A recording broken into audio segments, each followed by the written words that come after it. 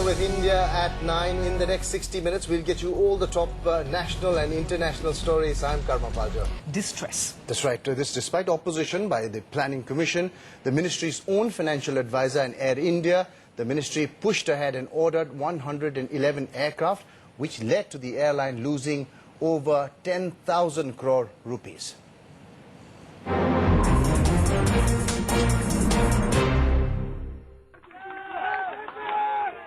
The pilots are on strike as the fallout of the merger of Air India and Indian Airlines. The management is struggling to operate daily services. Now a CAG report on aircraft acquisition says the mega aircraft buy is the main reason why the Maharaja is in a deep financial mess. CNN-IBN has accessed the entire CAG report on the state of Air India and Indian Airlines. The report, to be tabled in Parliament, indicts the Civil Aviation Ministry for forcing the multi-billion-dollar aircraft acquisition. The loss from this mess, over 10,000 crore rupees. The two airlines merged in 2007. According to the CAG report, the proposal to buy 43 aircraft for Indian Airlines in 2005 was done without adequate due diligence regarding the economic viability. The ministry went ahead despite warnings by the Planning Commission and its own financial advisor. The induction plan was based on a study done in the 90s, hence not up to date. Manufacturer Airbus was to invest $100 million after the deal for maintenance and repair. This is missing in the final agreement done with Indian Airlines. The airline also failed to synchronize lease periods of aircraft in service with the delivery of new aircraft, leading to a loss of an additional 1,372 crores.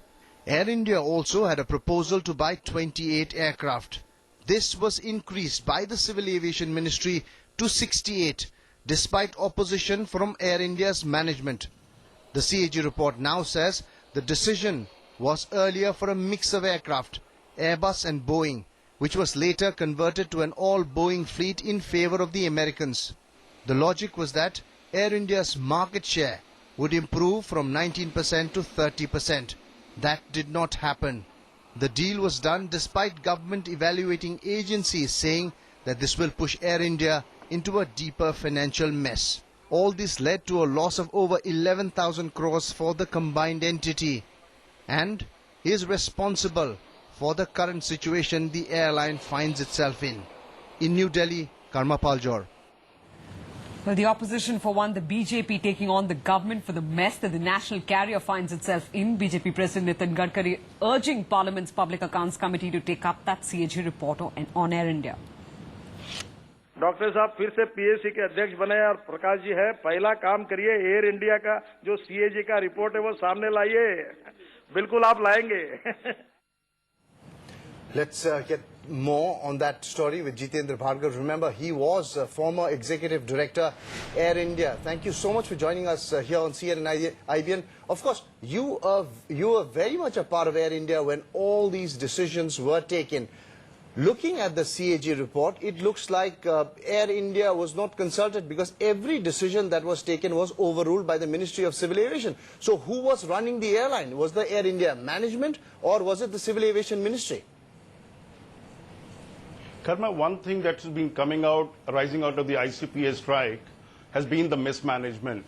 So this is also part of it, because when you have an IAS officer as the chairman and managing director of the company, he has little interest in the survival of the airline.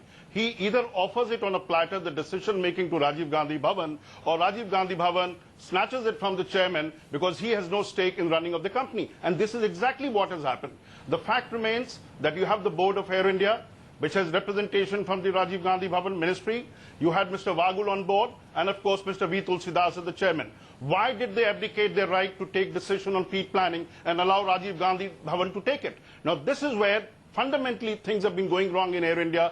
Corporate governance just not being there. So minister can come, take a decision, and Air India pays a huge price for it. Because when minister came in, the UPA government in 2004, and Air India had prior to that taken a decision for buying 24 aircraft, 10 long haul and 14 short haul aircraft.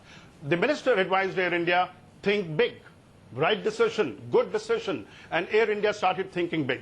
Recommended to Rajiv Gandhi Bhavan a proposal which said 35 aircraft on firm basis, 15 on option. Okay. It went to the government, all 50 were taken on a firm basis. If they had not taken, imagine Air India would have been in a position to cancel because of the state in it. Number two, where did the government go wrong? They liberalized the bilateral policy. If Air India was to have a huge, great growth rate, to achieve this after the induction of new aircraft, no time was given. Bilateral rights were given away to domestic Indian carriers and to foreign international flying to India. Okay. Saturated a market where you had far more capacity than the demand. So as a result of it, Air India could have never made money through good revenue generation. Okay, for those of our viewers who are unfamiliar with Delhi, when Mr. Bhargav says Rajiv Gandhi Bhavan, he's referring to the Civil Aviation Ministry here. Mr. Bhargav, just to rephrase the question that Karma was asking and put it in a more direct way and ask you to comment on it. You seem to be suggesting so in your first answer. Would it be fair to say then Minister, Mr. Praful Patel, in a sense has been indicted by the CAG report? The CAG report repeatedly seems to concur with its findings that the Civil Aviation Ministry then forced the hand of the Air India management to take those decisions, especially vis-a-vis the purchase of the aircraft. You see, that's right. What he advised Air India was to think big. Thinking big means that order more number of aircraft. And Air India followed suit, but still had that kind of precaution taken that, look, we'll go in for 35 aircraft on a firm basis, and in aviation industry you can order on options that you can exercise at a later date. Now that option was not allowed by the government when the EGM took a decision. All 50 were ordered on a firm basis for whatever little discount that they got. But the reality is Air India has lost heavily. Okay, sir. You were part of that management. The management also seems to have been very careless. Now, when you are getting new aircraft, you need to plan for lease back of the old aircraft you already have. That was not done, due to which the airline lost nearly 1,372 crore rupees. What was the management thinking? It's not just Rajiv Gandhi Bhavan. Karma, I hate to put it in public domain, but the reality is that Air India is not run this way, that you have the senior management team collectively taking decisions. It does not happen. Now that's why I would absolve myself and all my other colleagues who could be accused of this kind of thing, because all you could have done was to have raised your voice, but the reality is that did you raise your voice? Did you ever raise your voice? Oh, well, there are a whole lot of people in it. I could have been putting it on record. Right.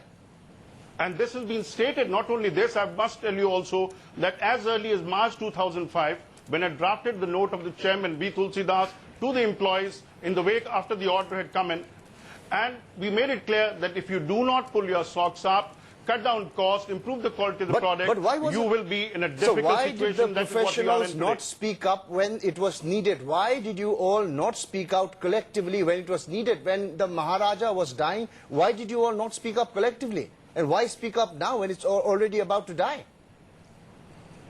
Sharma, must I say that in 2007, you were one of the journalists contacted by me that, look, Air India is being taken for a ride. There are decisions being taken which are costing the airline heavily. Right. Now, I couldn't have gone beyond because we are governed by certain conduct rules. Certainly. No, there was nothing that one could have done. We couldn't have done an Anna Hazare and sat down outside Air India building and said, look, something is being done on Air India. We must put an end to it.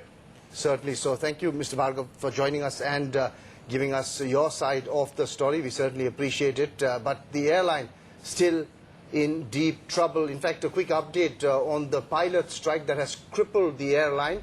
Day 9 of the strike, Civil Aviation Ministry sources have told CNN IBN that dialogue between the management and striking pilots is still on. Sources have also said that the standoff may end soon, with the management likely to reinstate the sacked pilots. Air India officially saying that pilots should end their strike unconditionally. The government is making their sincere efforts to resolve the issue. We are giving it 100% to resolve the issue. We are very hopeful that the issue will get resolved very soon now, maybe in the next day or two. And we've been called again tomorrow for a meeting. We'll be here tomorrow evening for a meeting again. There's certainly more money for the cricketers. They certainly deserve it for bringing us glory. With that, we come to the end of India at Night. Thanks so much for watching.